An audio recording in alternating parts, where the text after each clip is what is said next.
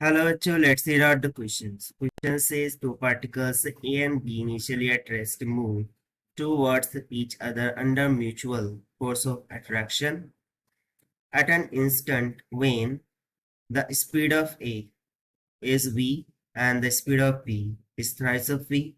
The speed of center of mass is. So according to question हम बोला जा रहा है कि दो particles हैं A and initially both are at rest, then both of them moving towards each other due to mutual force of attraction.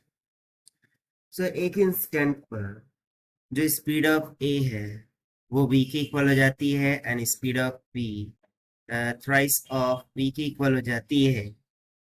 सो हम बताना है कि स्पीड ऑफ सेंटर ऑफ मास क्या होंगी. तो चलिए स्टार्ट करते हैं सोल्यूशन से.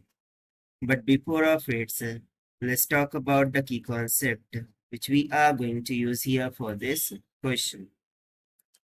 So इस question के लिए हम center of mass concept का use करेंगे.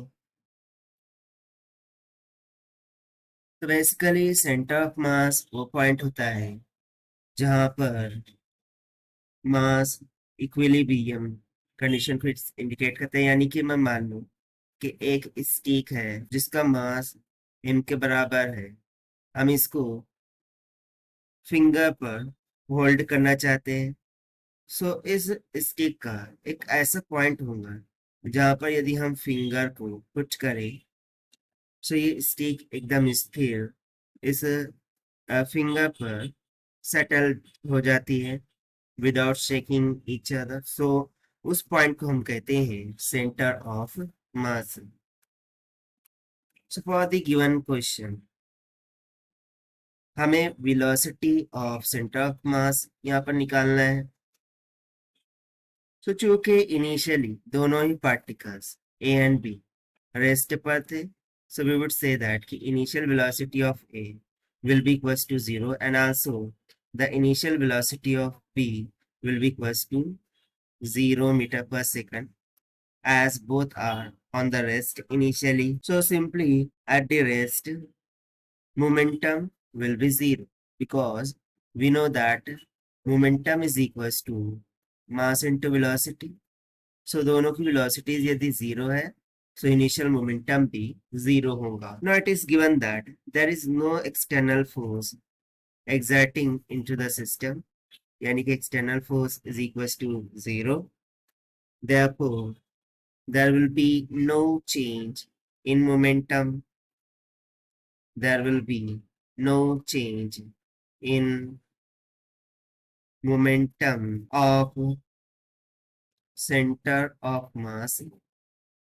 यानी कि जो सेंटर ऑफ मास है उसका मोमेंटम कंजर्व्ड रहेगा and it will remains 0. So by using the law of conservation of momentum, initial momentum is 0 and mass is not 0. So velocity must be 0. क्योंकि conservation of momentum से हमें पता है कि initial momentum is equals to final momentum. अब यदि initial momentum 0 है तो फाइनल मोमेंटम भी 0 होना चाहिए. ठीक है. अब फाइनल मोमेंटम में क्या होगा. So 0 is equal to final momentum में जो भी ए है उसका मास इनटू में उस ए की फाइनल वेलोसिटी प्लस में mass of B into final velocity of B.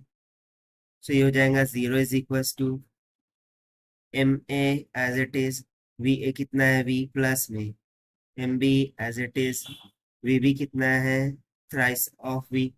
ऐसा हमें यहाँ पर दे रखा है.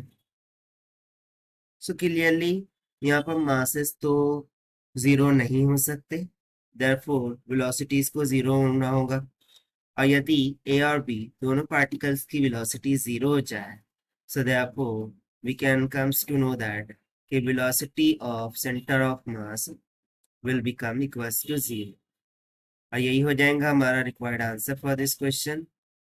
As per the given option, option B is correct. So this is the required solution. I hope you understand. Well, best of luck. Thank you.